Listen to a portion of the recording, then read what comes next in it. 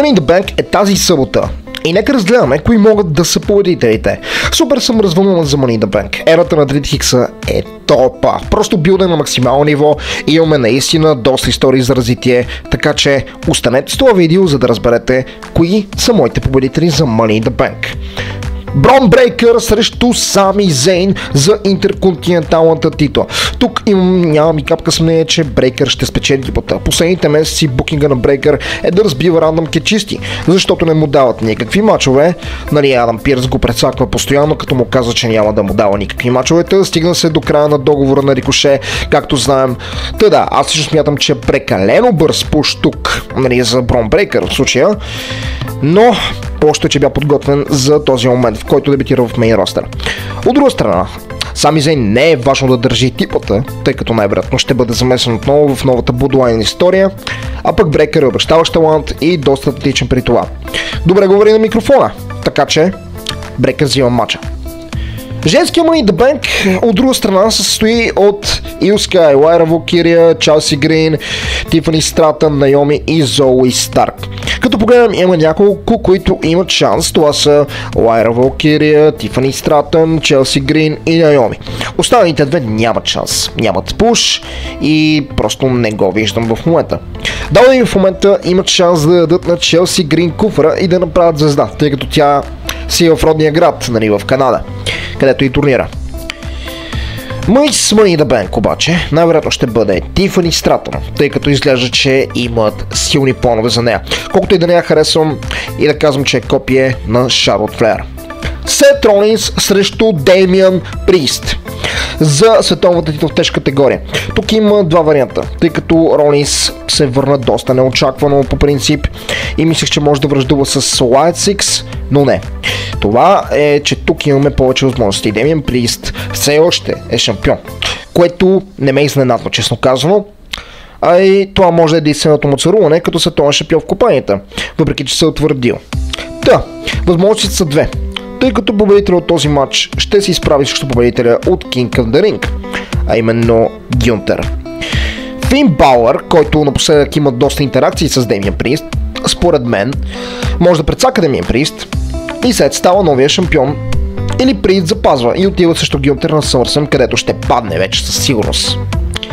Така, Фин Балър прецаква Деймиан Прист.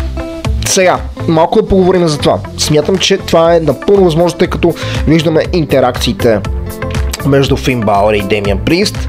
И Фин Балър каза последния път, че Деймиан Прист се промени откакто за титлата, така че доста виждаме как Фин Балър определено иска да се измъкне от Judgment Day, или по-скоро иска да разкара Деймиан Прист от Judgment Day. Да, според мен, моят предикшън е, че Сет Ролинс ще стане новият шампион. Със сигурност. Сега, другата възможност е Wyatt Six или Bo Dallas да нападне Сет Ролинс и да започне връждата за Съмъра. Ще говорим малко по-късно за това нещо.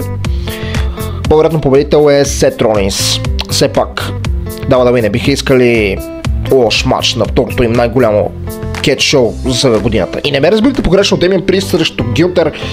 Не че е лош матч, но не е достатъчно силен, за да бъде за SummerSlam и да бъде main event калибър матч, така да се каже. А имаме и Сол Сикола и Коди Родс, нали, по планове, така че да.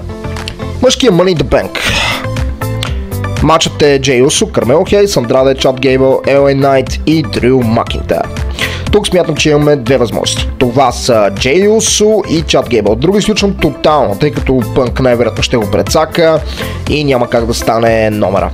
При Джей Усо е много интересна ситуацията. Човека го пушват по някакъв начин. Овър е, но и така и не е стигнал, нали, заветния main event левел. Куфър има шанс да му даде очаквания пуш и да стане световен шампион.